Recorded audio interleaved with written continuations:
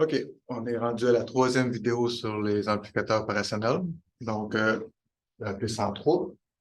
Aujourd'hui, on va voir les circuits arithmétiques. Donc, si vous êtes un novice dans les circuits ampli-up, je vous conseille d'aller voir les deux premières vidéos. Le lien va être dans la description ci-bas. Pour résoudre ces circuits-là, on va toujours utiliser des notions de base qu'on a vues en électronique. Donc, on peut utiliser la loi des courants de Kirchhoff, on peut utiliser le principe de superposition, on peut utiliser les diviseurs de tension. Donc, c'est tous des sujets que j'ai déjà abordés dans ma chaîne YouTube. Donc, je vous invite à aller les voir si vous êtes plus ou moins familier avec les méthodes que j'ai utilisées. Donc, j'ai essayé de utiliser pas mal toutes ces méthodes-là pour résoudre les circuits ici ampli-up, mais surtout pour les circuits arithmétiques. Ici, le premier circuit qu'on va voir, c'est l'additionneur inverseur. Donc, comment il est construit ce module-là? Donc, on a l'ampli-up ici, avec trois résistances. On a deux entrées, V1 et V2, il pourrait en avoir plus. On le fait par simplicité, juste avec deux pour commencer, mais le même principe va s'appliquer si on met trois entrées ou quatre entrées ou cinq entrées. Donc, on sait que V plus est égal à V moins, toujours. C'est le rôle de l'ampli-up de s'arranger pour que V plus soit égal à V moins. On l'a vu dans la première vidéo. On sait aussi que le courant d'entrée sur l'entrée moins et sur l'entrée plus est égal à 0. Donc, il n'y a pas de courant qui va entrer dans cette branche-là ici, dans l'entrée moins. Donc, ça me permet d'utiliser, dans ce cas ici, la loi des courants de Kirchhoff. Donc, ici, j'ai trois courants, I1, I2 et I3.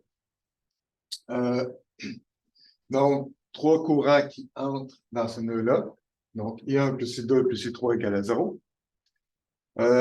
Maintenant, c'est quoi la tension en bande de R1? Ben, d'un côté, j'ai V1, de l'autre côté, j'ai 0. Donc, le courant I1, ben, ça va être V1 sur R1. Même chose pour V2. Même chose pour le courant I3, mais cette fois-ci, c'est VO moins 0 sur R3. Donc, VO sur R1. Donc, si je simplifie tout ça un petit peu, ben, j'arrive à cette équation-là. Donc, on a un moins ici, un gain ici avec V1, un gain ici avec V2, puis une addition entre les deux.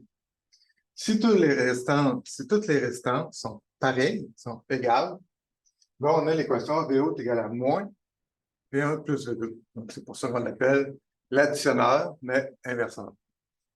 Donc, on va passer au deuxième circuit.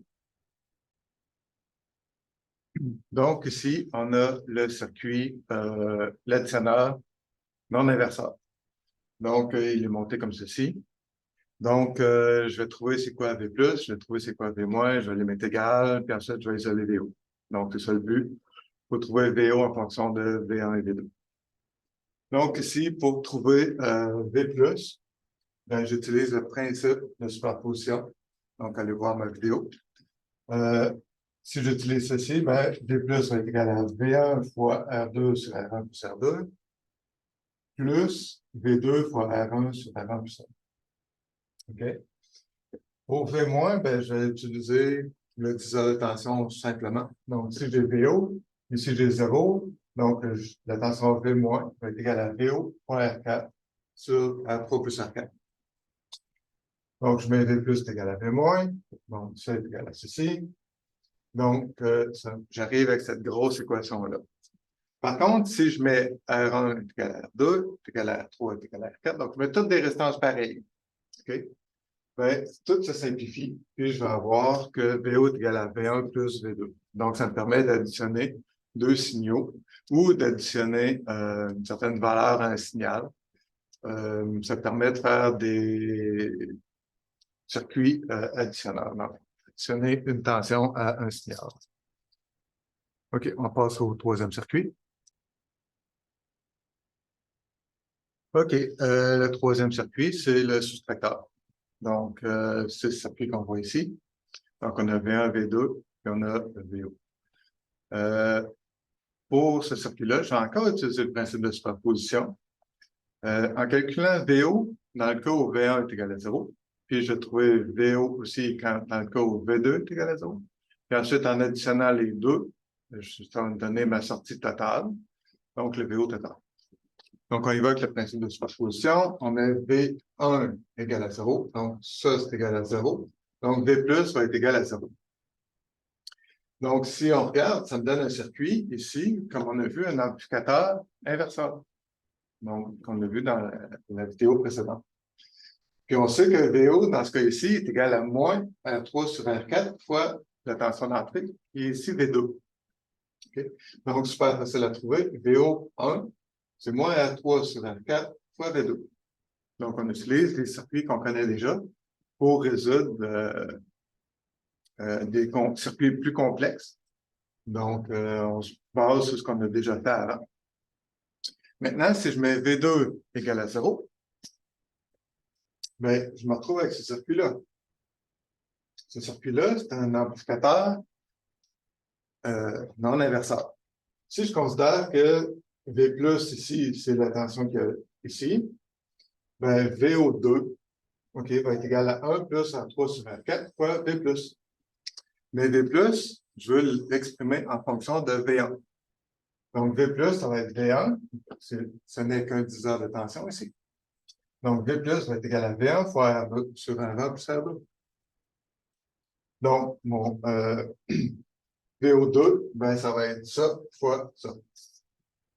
Pour trouver mon VO total, ben, comme je disais tout à l'heure, j'additionne VO1 et VO2. Donc, ça me donne cette grosse équation-là. Mais si toutes mes résistances sont pareilles, si toutes des résistances égales, ben, on voit ici que ça va me donner moins 1. Ici, ça va me donner une demi. Ici, ça va me donner 2. Donc, tout ça se simplifie pour arriver à l'équation ici, VO est égal à V1 moins V2. Donc, encore là, si on veut soustraire une valeur à une tension, il y a plein d'applications qui utilisent ce circuit-là. Donc, c'est tout pour la 3e vidéo. On se rejoint un peu plus tard pour les autres, la continuité.